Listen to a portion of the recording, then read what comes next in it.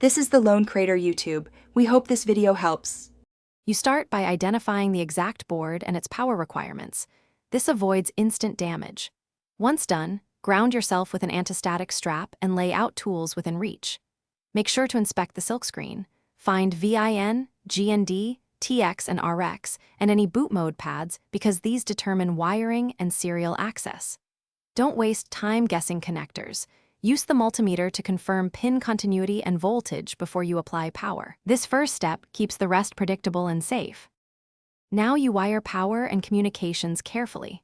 First, attach the regulated supply set to the board's specified voltage.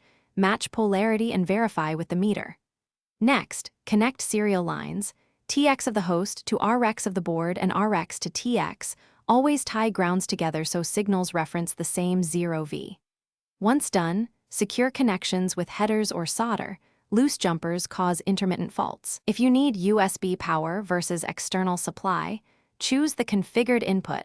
You finish by powering the board and monitoring LEDs and the serial console to confirm a successful boot. If you don't see activity, stop and recheck power rails and voltage levels. Many failures are simple undervoltage or reversed polarity.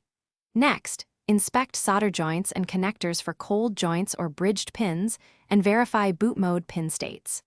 One quick troubleshooting tip: swap the cable or use a different regulated supply. Changing one variable at a time reveals the root cause faster.